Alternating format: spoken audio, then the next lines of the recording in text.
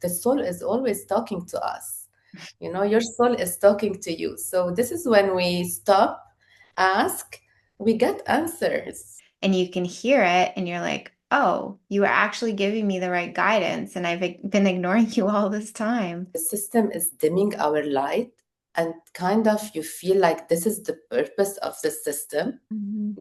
This is the only thing, like when we are disconnected completely from the source, from your heart, when the mind and heart are aligned, this is where intuition is like birthing. Actually, if you don't listen to your heart, you're not listening to your truth. It's like when you need courage to open your heart.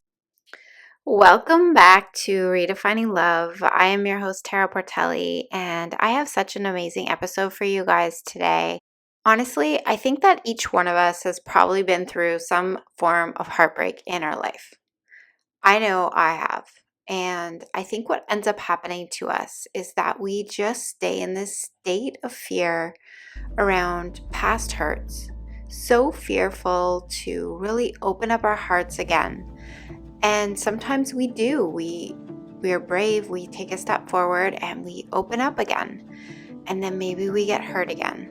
And it's this constant cycle. And each time we feel hurt or we lose someone that we love, we are really hesitant to open up again. So we slowly start to close down our hearts. In this episode, I'm going to be talking with Aline Ghorayeb. She is the author of a book called A Change of Heart with Mary Magdalene, a work of sacred revelation, Gnostic wisdom, and inner alchemy. She teaches us how to use love as our source of power rather than our weakness. If love is our power, then why are we not allowing ourselves to step into that power without attachment to outcome, without worrying about if we're going to lose someone along the way? Leading our lives with an open heart is such a powerful way to be in this world. It's truly our essence. And she's going to share with you how you can do the same, how you can connect with that place inside of you of wholeness, of love, of your essence, walking in your truth without fear, just a knowing that you are divinely loved and you are love. And it's time to really hone in on that power. This episode was so good. It ended up being a long conversation, and I decided that we're going to split this into 2 parts. So part 1 is going to be today, and you can access part 2 next week. Please help me welcome my guest, Aline Ghorayeb. Welcome to the podcast, Aline. I'm super excited to have this conversation with you. I was learning a little bit about you and what you are up to and super fascinated. I always love meeting people that have been on this journey of their own awakening and spiritual path.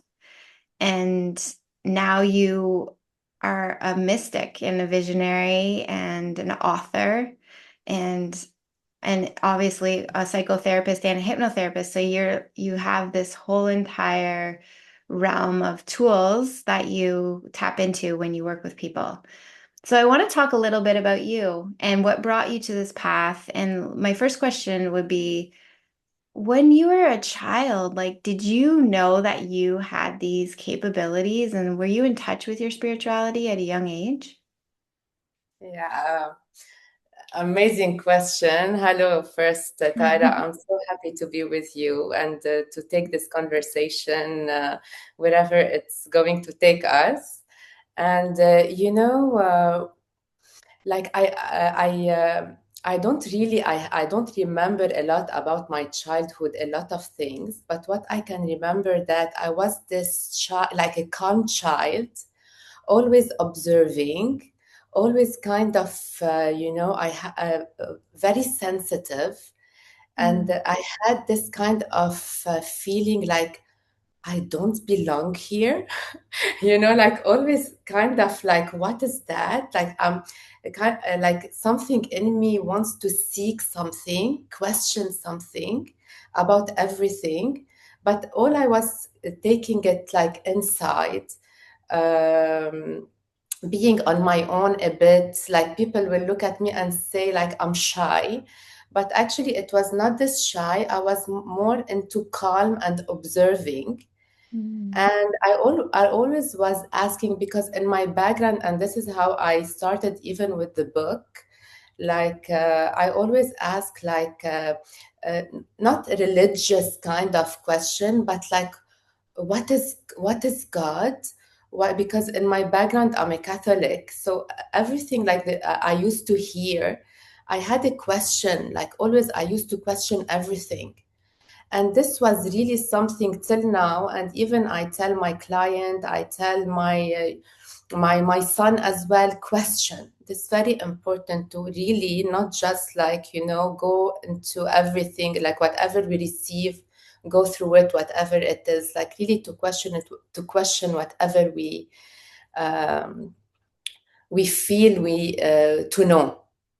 Yeah, no, I agree with you 100% because I think, if you're not curious and you're not questioning things, then you just kind of become robotic. You just follow direction, right? Yeah. Exactly. Like whatever, this is the thing that I focus at, like the difference between belief and knowing, because you can really gather and certain beliefs, false or true, whatever it is, what like identify with a certain belief without questioning them. And this is where it's really like you are covered with a system which is not you, Oh, and you end okay. up with confusion. You end up with like following the the like whatever it is, Yeah. like the whole structure, the whole system, Yeah. without ending up doing your call, your soul. Like the soul is always talking to us, your soul is talking to you. So this is when we stop, ask, we get answers, like really. Mhm. Yeah, I tapped into that at an older age. I feel like I was ignoring my intuition and I was always making choices based on my mind, but not necessarily what my heart wanted. And I finally started to listen to that. And it's really amazing when you can tap into it and you can hear it and you're like, oh, you were actually giving me the right guidance, and been ignoring you all this time. So I feel like you're right. I think that we get so stuck in a program that has been, we've been kind of indoctrinated into. And it's this system that keeps us small and busy and depressed and anxious, right? Because we're just chasing things that, are outside of us. Yeah, this is so right. And it's as well like the system is dimming our light, and kind of you feel like this is the purpose of the system. It's just like to keep us like, in this cocoon, like closed in this, like, like you feel like really kind of, um, sometimes it is a battle between yourself and, everything else. And this is when you feel like you're dimming your light just because you're following something which is not the truth, the reality of what it is. Yeah, I know. And then it's hard to know what's true and what's not because there's so Yeah, much information out there, right? Like how do you finally trust yourself in that journey? this is that you said something very important, like your intuition, and really not to like when you dare to listen to your intuition. And it's not something about like, it's something you learn. It's not a like it's not a curriculum. It's Mhm. something really when you remove everything that is covering, that is uh, keeping you busy, keeping you disconnected from yourself. Mhm. That's this is the only thing. Like when we are disconnected completely from the source, from your heart, as you said, because we're always in the mind, kind like even like when the mind and heart are aligned, like this is where intuition is like birthing. It's not Wow. like you deny any. It's not denying. It's like the mind and the heart together aligned. This is where you really like you tap into your intuition and to your truth, and the start of something like kind of discerning. Like it's something we all have. It's not Mhm. something like some people they are, like they have it and others no. We all have it. We all have the spark. Like our soul, it's kind of like it's the intuition is coming really from the heart. And Mhm. when you close the heart, when really li- like we hear it a lot, and I hear it always like, no, no, no, I don't listen to my heart. My heart is always kind of taking me somewhere. Like, actually, if you don't listen to your heart, you're not listening to your truth. And Right. it's written like where the heart is where it's like the treasure and Mhm. the truth is. So when you Mhm. close it, that's why the book, like, a change of heart, it's kind of you open your heart Mhm. and you let in, you listen, you let in, you have this discussion, you turn in. It's like again, you, instead of being disconnected, you are connected to yourself, to your source, and this is where you start to feel the intuition. It's kind of, it. It's like a, when you know. Mhm. Like we say, like, I have this gut feeling, but even it's more than beyond just gut feeling. It's something really beyond. Yeah. It's Yeah, yeah, it's more like maybe our higher self connecting, like trying to guide us. Yeah. yeah, And yeah, and I think we are a lot in our heads and we're not in our hearts because and I think being in the heart feels really scary for a lot of people because you open your heart to someone and then you get hurt or you're afraid to be hurt because it's so painful. So do you have any recommendations like for someone who maybe has closed their heart or they're struggling to be open and to walk with this like open heart? How yeah. do you recommend to like do that safely? The thing that is, Tara, we have to have the certainty that we are safe. Mm, That when you realize and you recognize that the heart cannot break. We have this kind of belief, like it's like better I close it to save my, like to be in a safe place, so I close myself. But actually, you need courage to open your heart. So whatever it's happening, and when you use the heart, because nothing can touch you, nothing can touch your heart. And this is something like you realize, like whatever is outside of you has no power. This is when when we stand in our power, and you don't give your power away, because really when you close your heart, you're completely disconnected. So whatever it happens, whatever experience we have, it's not kind of we take it through like better to change, to become mean, or to become mainly more something else, so I will not be hurt again, better not to love anymore. Actually, when you say better not to love or better not to experience that, you are away from yourself, because it's between or love or fear. So if you're not choosing love, mm, you are choosing really fear, and fear is the ego kind of taking over. You are operating from the ego. So it's a choice.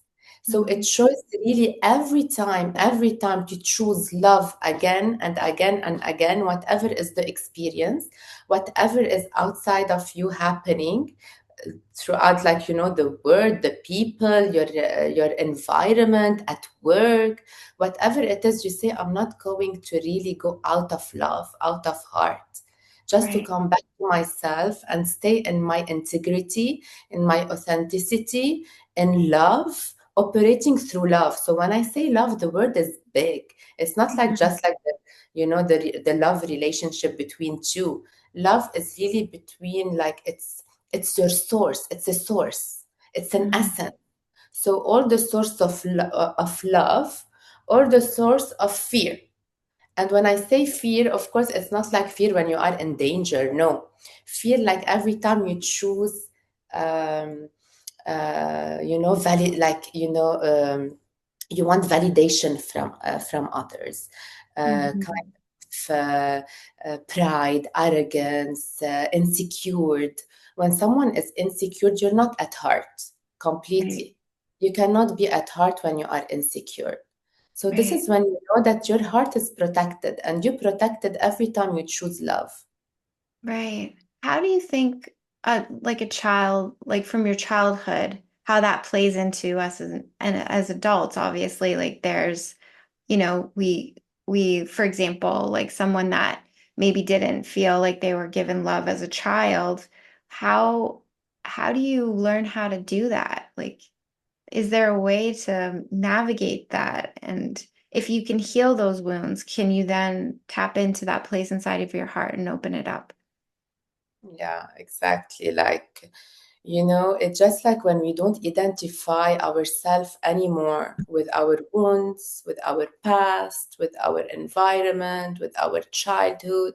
Like, listen, inner child work is very important. Shadow work is very important. All this work is very important because you get back and you kind of remember what is holding you back. It just to just remember what is holding you back and step out of it, not to identify yourself with this. Because we learn, like, whatever is the experience, of course, like, uh, I like in my childhood, I remember I was surrounded by love. But in Mm, the same time, because as I mentioned in the beginning, I was an observer, I was seeing uh, like like of course I experience both. I experience as well people like hurting others, mm, uh, and I was like kind of like, why, asking why mm, we like I was asking like why we hurt each other, till I real like I understood. And later, through like now, not like long time ago, like hurt people hurt mhm, because someone is hurt inside, you hurt. mhm, So it's not really the person, like this is when we stop identifying ourselves with everything really, and kind of we forgive.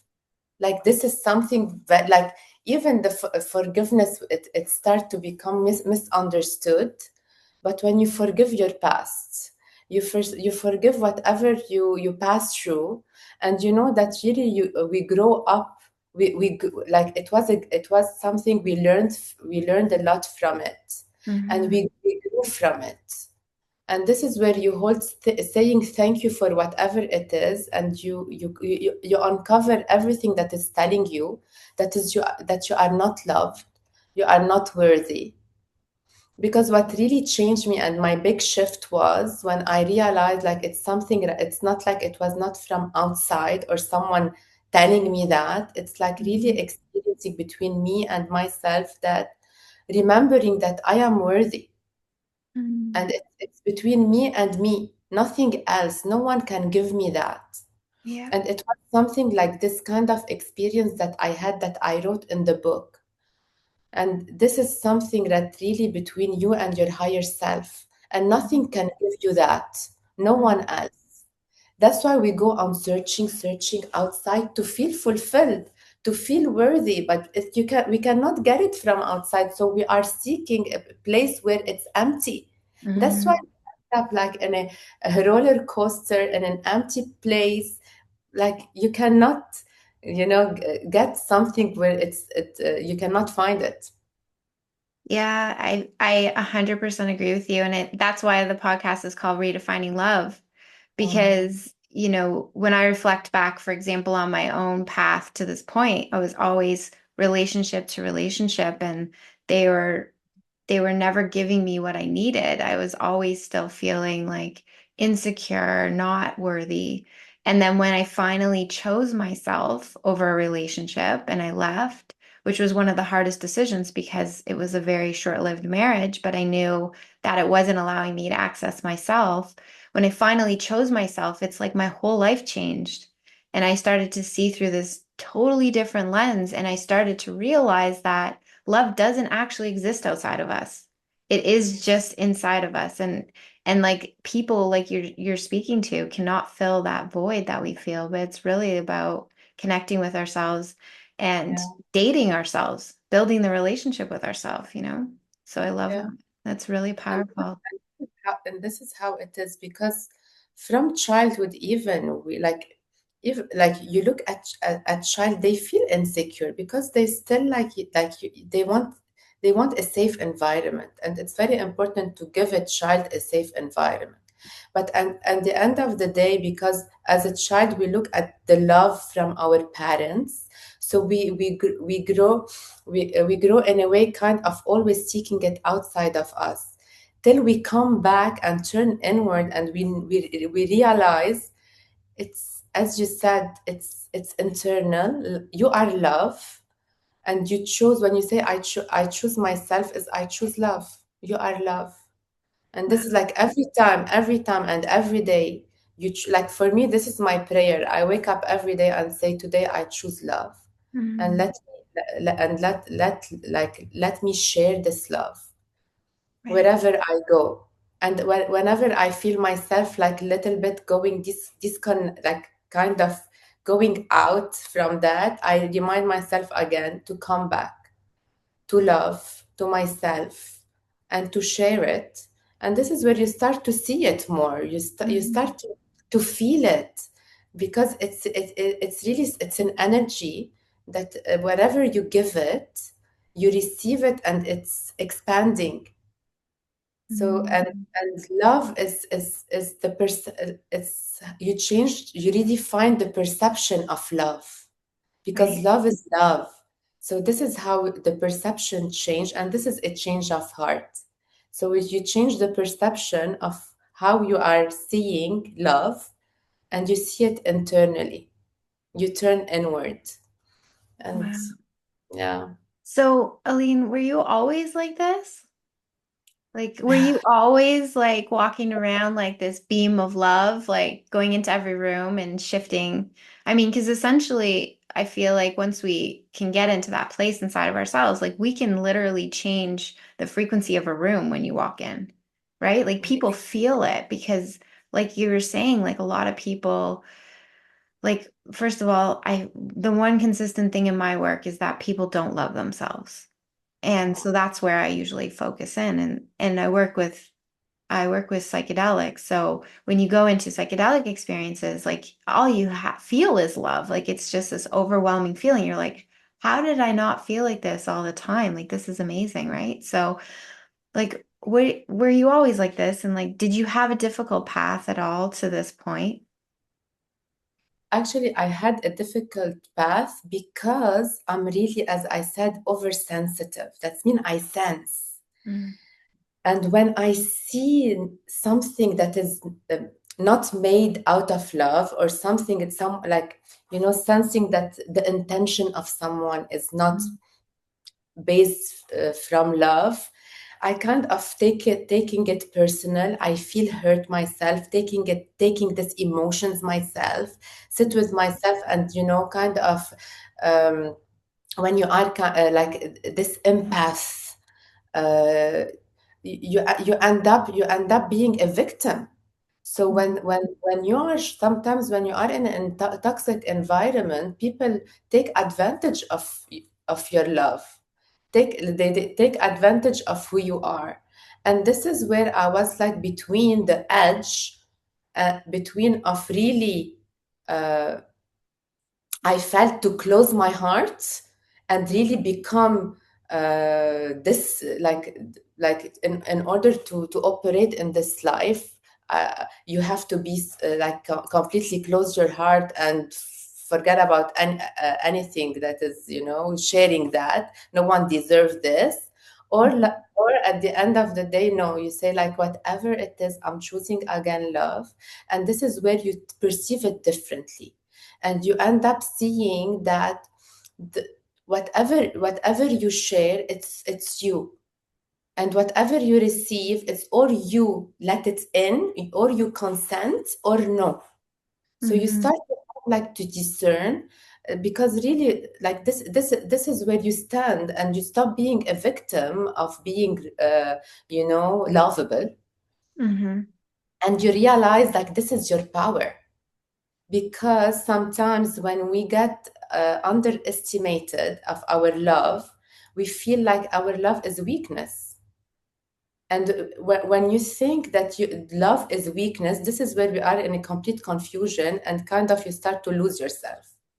But I stand up again and remember that actually this is my power, and I will not let anything whatsoever take this away from me.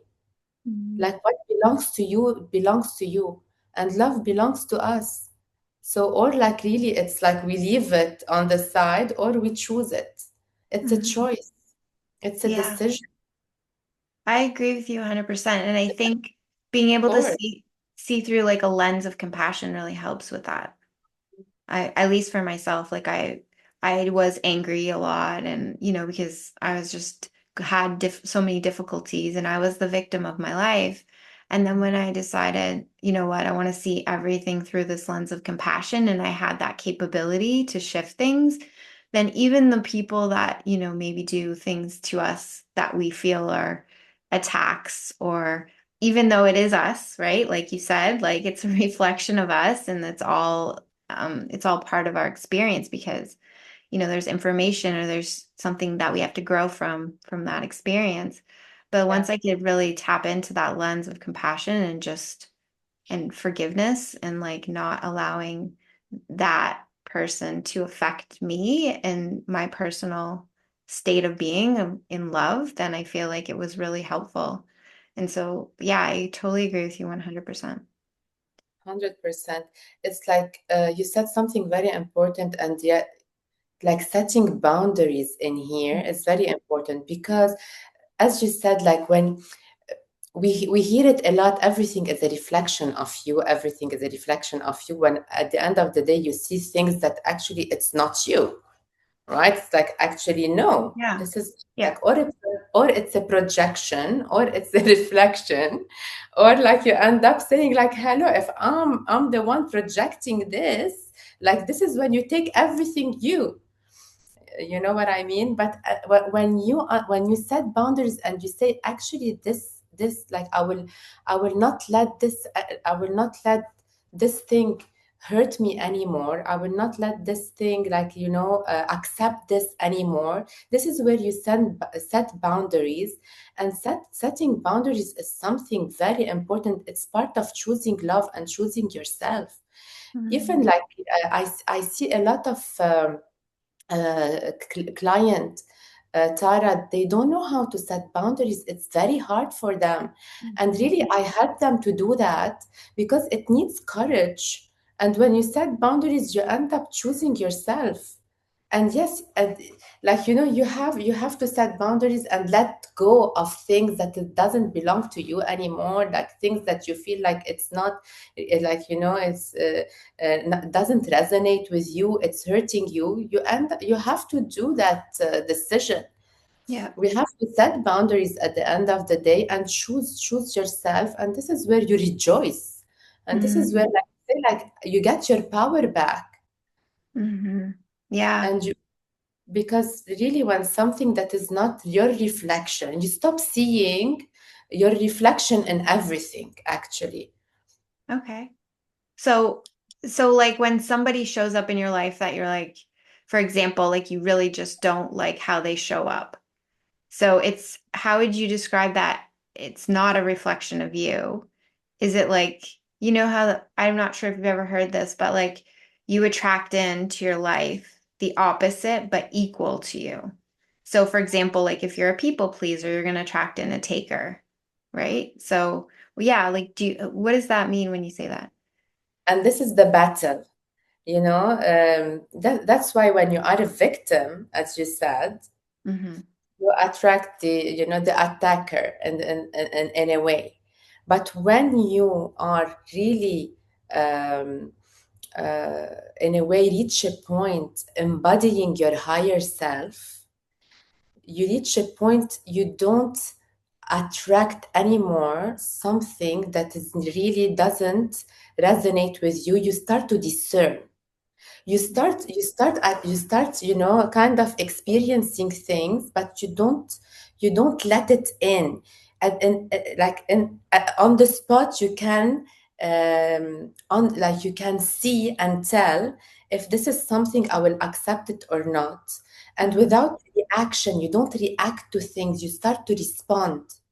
It's self mastery when we start to master such things.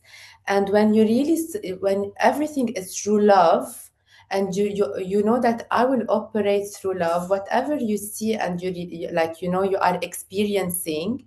And you start to realize, kind of asking, okay, what is this in me that is attracting that? It is something that's serving me in a way or any way. Like, really, here it's very important to stop and ask, like, why am I experiencing that? Not out of victim kind of, consciousness, not at all, but in kind of being aware if this is something really a kind of a shadow or something, it is triggering you. You heal it in you, and without kind of letting the other person taking it or Right. feeding it, because the other person wants to feed from this energy. Okay. That makes sense. So what you're saying is that that person is kind of the messenger, and they're triggering us so that we can go deeper within ourselves to heal whatever it is that's coming up, because that person probably wasn't actually the cause of that like the trigger. It's just initiating the trigger, and then it could be deeper wounds from maybe our childhood or something that's happened to us in the past. Is that correct? Exactly, Yeah. exactly, yes. Okay. Wow. Exactly. Everything is a messenger. So this is where you Yeah. say, what is this message? What is this message is telling me? It's Right. not about the person. The Right. person is there being themselves, sending a message for us to really take it and overcome it. Right. Yeah. So, what is the point of all this work? And then I want to get into your book a little bit more. But like, why should we do this inner work? What is the point? You speak a little bit about like a new earth and opening up our hearts and coming into wholeness. So, what does all of that mean? Yeah, it's very important, Tara. Really, it's really, if you don't do the work, the inner work, we keep on being disconnected from our heart and being triggered and taking every, like, really, as we mentioned, you keep on experiencing that. So new earth, it's not like something outside of here, or like, it's, or afterlife, or not at all. New earth means consciousness, like, and even when you say Christ consciousness, is the love consciousness, is when you are operating from love. This is the new earth. New earth is out of ego. And this is something as well. A lot of people, they might disagree with that. It's like, no, you need an ego or something. But when we understand what is ego exactly, and it has nothing to do with your cognitive skills or how to function or think, it's like you understand, like, it's something, it's a force that is dimming your light. So the minute you are um, releasing, letting go everything that is not you, the full self, which is the ego as well, you step into the new earth. And this is the message I received as well through Mary Magdalene teachings. Like, this is kind of, um, we can say ego death as well, but when we say ego death, is really releasing everything, all the mask, everything that we identify with that is not us, that is operating from fear, from this source of fear. And this source actually is an illusion. It's not an essence, it's not a source, it's something that we create out of fear, out of insecurity, out of disconnection from source, Mhm. from not knowing who we are, from not knowing really our higher self, from forgetting. So it is forgetfulness. When we Mhm. are not in a new earth, we are in a state of forgetfulness, completely in forgetfulness. And when we Okay. start to remember, and we remember your source, you remember who you are, you remember your essence, you remember that everything is love, you step into new earth. And still, like something in you will tell you this is impossible. There is no way to live in a state where there is everything is subtle. Actually, we fear that. We fear to live in a state of of high consciousness. We fear the light. And when Okay. I say light, light is our power Right. and our essence and our source. So this is a new earth. And in the book, at the last chapter, I have the chapter 6, which is the new earth principles. It's all about Christ, the consciousness, Christ consciousness. Because when we say Christ consciousness, Christ is not something religious at all. Okay. Later on, they made it religious. Right. Christ is a consciousness of love, of our origin, of who we are. So Okay. this is when you start to know it, to feel it. And this is the thing. You cannot live it if you don't feel it. You cannot live it if you don't know it. It's kind of embodying it. Right. When we embody this consciousness and we start to expand it and share it, this is where everything, it's a collective thing. So our inner work is personal at the same time as collective, because as you change, as everything around you start to change as well, and we start to shift into a new dimension of really away from this ecosystem that Right. we are attached to it, that Mm. kind of we are actually this ego thing is it's killing, it's eating us, it's really like feeding through us, like we don't need it, the ego Yeah. needs us because it feeds through us. So the Right. minute we completely release all of that energy and source that we are creating, it just dissolves. Right. And in the teaching which is in the book, it's not something that is extraordinary or woo-woo things or out of this world, not at all. It's when you don't give it power, when you don't feed it, when you don't react to it. Right. It's just when you observe it, see it, as we said, like when something is triggering you, you observe it, you see it, you discern, and you say, this is not of love. This is something not from love. So you discern what is good, what is not. And this Mm-hmm. is when it enters your heart. And this is when we start to shift perception. Because change of heart is a change of perception. And the word on the Gnostic wisdom, we call it metanoia, which is a change of perception. So when we start to really change the perception of how we see the world, of how we describe as reality, Mm-hmm. but we say like this is reality. Actually, not. This is not reality. This is an illusion that we live. Everything that is not out of love and the source of love is not a reality. It's an illusion that we create because we don't know, because we forget. Oh, right. So past is a remembering, Okay. not to become something that you are not. Like, or it's like I want to become something. Like even this higher self is not something outside of you. It's like you release everything that is not your higher self. Wow, that sounds really powerful.